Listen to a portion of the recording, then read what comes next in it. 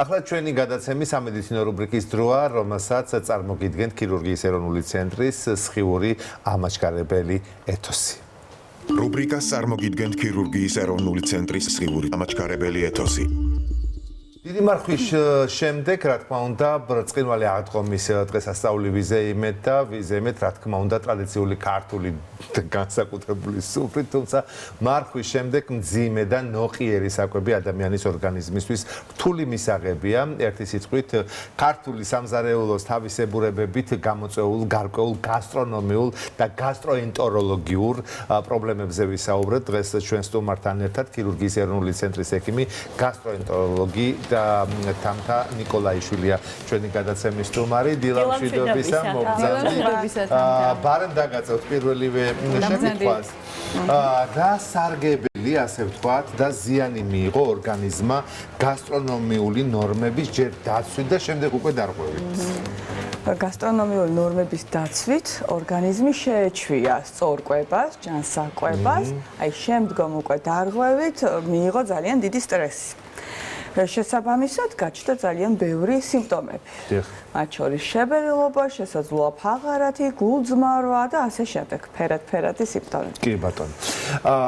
როგორ ვებრძოლოთ ახლა აი ამ ჩამონათვალს რა სიმპტომების თქვენ ჩამოგვითვალეთ? კი, იმიტომ რომ მივიღეთ ეს ყველაფერი და ამას უკვე წვალი არ გავუვა. პირდაპირ ვთქვათ, რომ არაერთი პასკა მივირთვით და შემდეგ ძალიან ვინერვიულეთ და შემდეგ ისევ დიეტაზე გადავედით. აი ამ დროს მეორე სტრესი ემატება.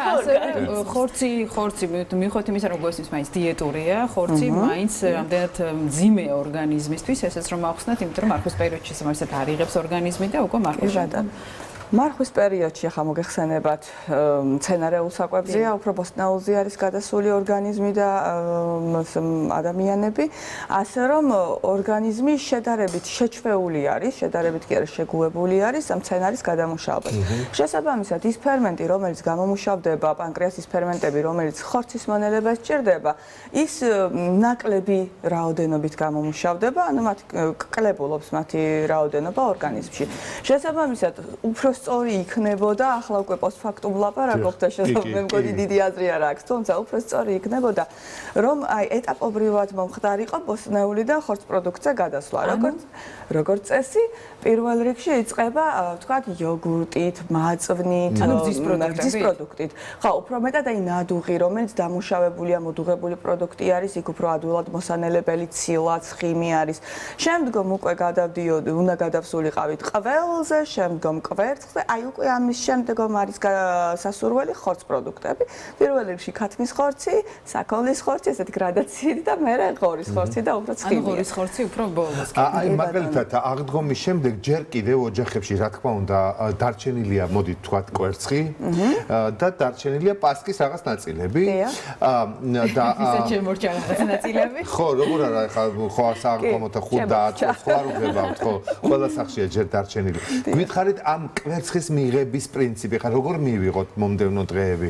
ეცეთ კვერცხი ზოგადად ისეთი პროდუქტია გასტროენტეროლოგიურ დიეტების უმეტესობაში კვერცხი მისაღებია. ანუ ერთი კვერცხი მუხაშულზეა საუბარი, ან ორი კვერცხი დღეში შეიძლება. თუ რა თქმა უნდა, აქ პაციენტს არ აქვს სანაღვლის სისტემის რაიმე პათოლოგია. 1-2, რა თქმა უნდა. 3-4-5. კი, ბატონო. და უფრო მეტიც. და უფრო მეტიც, კი ბატონო. იმიტომ რომ აქ უკვე მე სხვა პრობლემამდე მივდივარ, გასტროენტეროლოგიის ალერგიებამდე მივდივარ. პატარა ზომის კვერცხებიც ხომ არის შეიძლება? კი, სოფლის პატარა ზომის, თუმცა მაინც კვერცხია, მაინც კვერცხის გულში ქოლესტერინია, შესაბამისად დიდად არ არის სასარგებლო ბევრი კვერცხის მიღება. კვერცხი და პასკა ერთად თან. კვერცხი და პასკა ერთად მით უმეტეს უფრო ამძიმებს რაციონს, ამძიმებს კუჭნაწლავს და მონელებას რა თქმა უნდა უფრო რთულია. დიახ, აი რომ გაანაბრძოთ თქვენი ხო აი დღის განმავლობაში. ხო, აი ეს როგორ მივიღო, გადავანაწილოთ პასკა კვერცხი ეს დაგვითავრეთ და მე კითხავ.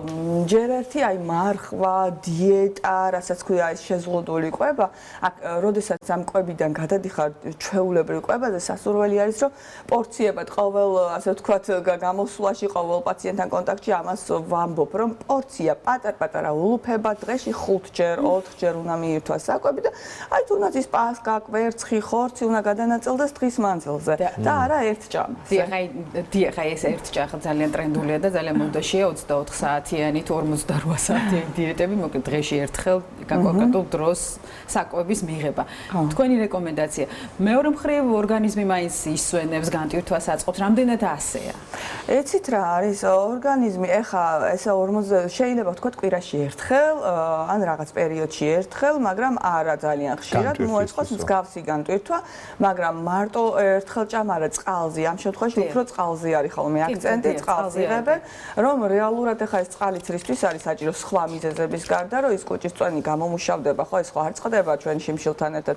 შესაბამისად ის კუჭისწვენი დიდი რაოდენობით გროვდება და კუჭს აზიანებს და რო არ დაზიანდეს, პრაქტიკულად ხდება, რომ წყალი აზავებს ამ ჩვენ კუჭისწვენს და მერე გადანაცვლება და შედარებით უფრო ნაკლებ სტრესულია კუჭნაწლავი. აი წყალი ახსენეთ თქვენ და ერთი ესეთი ისე ბევრ რაღაცას ვკითხულობდა, მაგალითად კუჭს ისე არაფერს ეშინია, როგორც ჭამის მერე წყლისო. ძალიან ხშირად, როდესაც აი ამ პერიოდში გულძმარვა და უბრალოდ წვა აქვთ ადამიანებს, ფიქრობენ, რომ განეიტრალონ მინერალური წყლებით. რამდენად სასარგებლოა და რეკომენდირებულია ასე დროს მინერალური წყლები? იცით რა არის? რეალურად გულძმარვას ანეიტრალებს. ეხა მინერალური წყლის მიღება ძალიან ინდივიდუალურია, იმიტომ რომ ვისაც მჟავიანობა არ აქვს მაღალი, იმას შეიძლება პირიქით ცოტა დაბლისკენ წავიდეს და მონელების პროცესი შესაბამისად ცოტათი დაერღვეს, შედარებით დაერღვეს. მაგრამ ვისაც მაღალი აქვს მჟავიანობა, იმან კი სიმპტომურად შეიძლება მიიღოს მინერალური, თუმცა მხოლოდ მინერალური წყლის იმედად არ არის სწორი ყოფნა. და საკვების შემდეგ წყლის დაყოლება ეს მართლა არ შეიძლება, იმიტომ რომ გვსმენია რომ კი შეიძლება, გვსმენია რომ საკვებამდე შეიძლება. მოკლედ, ბავშვობაში მე მახსოვს ყოველ შემთხვევაში მშობლები გვიგრძალავდნენ, რომ საკვების შემდეგ წყალი არ. თუმცა ახლა სხვა მიდგომებია და ორგანიზმს დაუჯერეთ, რასაც ორგანიზმი ახლა უფრო გამკაცეთ, მიგდება რომ ჭამის მერე ეგრევე წყალი არ დალიო. იცით რა არის? აი გავგცემს პასუხს იგივე ანალოგიური მექანიზმი აბსოლუტურად. წყალს როდესაც იღებთ ჭამის წინ, ანუ ეს დიეტაზე ვინც არის, რეალურად უფრო იმად წაადგებათ. ეს ისევ და ისევ აზავებს იმ კუჭისწვენს, შიმშილის გრძნობას, ერთი კუჭი სივრცეს ავსებს ცოტა. და შიმშილის შეგრძნებაც ნაკლებია, დიახ, მოცულობაც კუჭის. კი ბატონო. თუმცა ეს რომ პირდაპირ პროპორციული იყოს ჯანმრთელობის რამე პრობლემის ნაკლებად, მაგრამ აი ამ მექანიზმი მუშაობენ მოქმედებაში გადამუშავების დროს წყალი არ უშლის არა, ნუ ერთადერთი დაბალი მჟავიანობის შემთხვევაში თუ ჩავთვლით და დაუშვებთ რომ ცოტა ადაბლებს კიდე მჟავიანობას გაზავების ხარჯზე, შესაბამისად შეიძლება ცოტა გააძნელოს ჭამის პროცესში. ჭამის პროცესში, იცით როგორ არის, ახლა არის პაციენტები, რომლებსაც პრობლემა აქვთ ყლაპვის მაგალითად, ან ემოციურ, ფსიქოემოციურ ფონზე, ან ორგანული და იმათ მეტი გზა არ აქვს, აყოლებენ ისინი წყალს, ხო, რომ ცოტა გათხევადეს ის საკვები ულუფა. შესაბამისად, აი ეს ყველაფერი ინდივიდუალურია, ასე ვერ იტყვი. ღვინო როგორ გამოვიყენოთ? ღვინო როგორც მიღებულია სამედიცინო სფეროში. არა, შველის ხოლმე ასეთ დროს მაგალითად წითელი ერთი-ორი ჭიქა მაქსიმუმ წითელი ღვინო. შველის რისთვის მონელებაში კი, ფერმენტი ეს ხო მეტნაკლებად ფერმენტია, კი ბატონო. და შესაბამისად ერთი ჭიქა სადილზე, ანუ სადილზე ითვლება ალბათ იმიტომ რომ უფრო შედარებით მძიმე საკვებია და ფერმენტულად დახმარებას გაუწევს. დასაშვებია რა თქმა უნდა, თუმცა ჭიქის ზომასაც გააჩნია. ალერგიაზეც გითხავთ, აქ თქვენ ახსენეთ, როდესაც სახეზე აისახება, უკვე რას მივირთმევთ, ხო?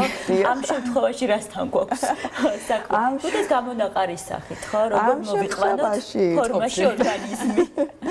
ამ შემთხვევაში, იცით, ახლა თუ აღდგომის დღეებს და გადაჭარბებულ კვერცხის მიღებას, ანუ ალერგენია კვერცხი თავისთავად და ამას შეიძლება გამოიწვიოს ნიგოზი, ვისაც უყვარს, ხილეული, ვისაც უყვარს, კი ბატონო, მაგ შემთხვევაში სუფთად ალერგიას შეიძლება დავაბრალოთ, მაგრამ არსებობს სახეზე გამონაყარი, როდესაც აქ ალერგია ბევრ არაფერ შუაშია და აქ უკვე კუჭნაწლავიდან გამომდინარეა, თუნდაც ანაბოლური სისტემის, კი ბატონო, თუნდაც შეკრულობა ყაბზობის პრობლემიდან გამომდინარე. ერთ-ერთი სერიოზული მიზეზი ხშირად ამ ბოლო დროს ძალიან ხშირად ნახსენები ჰელიკობაქტერია არის, რომელიც პირდაპირ პროპორციულია ხოლმე ფაქტობრივად ალერგიულ რეაქციას. თითქოს აი პოპულარული გახდაო რა. ამ ბოლო პერიოდში პოპულარული, საკმაოდ პოპულარული, ძალიან აქტიურად კეთდება კვლევები ჰელიკობაქტერიაზე, იმიტომ რომ ჩაითვალა, რომ კარცინოგენია ერთ-ერთი ონკოლოგიის გამომწვევი მიზეზია. დიდი მადლობა, მოკლედ ოქროს წესი, მივირთმევთ ხშირად, მივირთმევთ ცოტას,